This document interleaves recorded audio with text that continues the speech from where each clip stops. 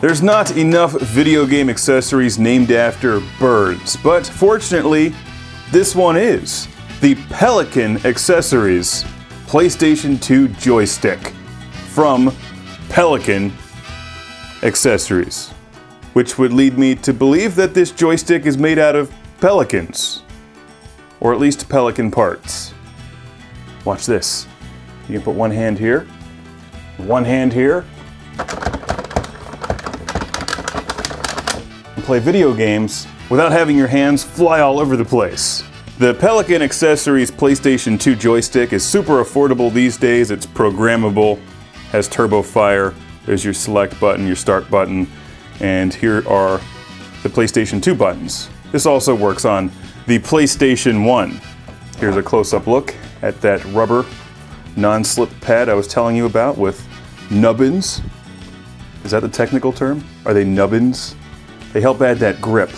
Look at that. My hand isn't flying off of it. Here's the one on the other side, and a close-up look at the joystick. If this had cost me more than $8, I might complain about it because it's very average. In fact, it's not really all that great. It's okay. If you really want a fighting stick for your PlayStation 2, there's better ones out there, but if you've only got $10 to spend, maybe the Pelican Accessories one will do the job for you. It does have non-slip pads after all, which mean that you can pull off the fighting moves and push the buttons in relative comfort. Kind of looks awkward though, it's like one of those split keyboards. Here's a look at the plug that fits into your PlayStation 1 or PlayStation 2.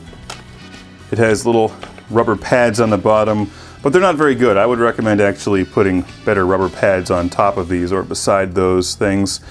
There's the plate on the bottom with their website, and apparently it's been inspected or something by that number.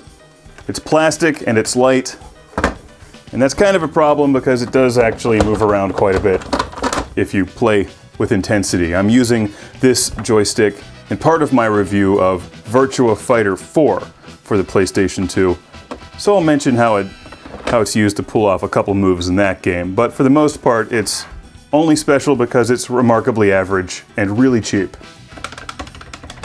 As you can see, the buttons work fairly well. They're a decent size and have a slight plastic textured surface on them. The joystick is slick plastic. Feels a bit flimsy, but it does work well. No problems with the joystick itself. It is not an analog joystick.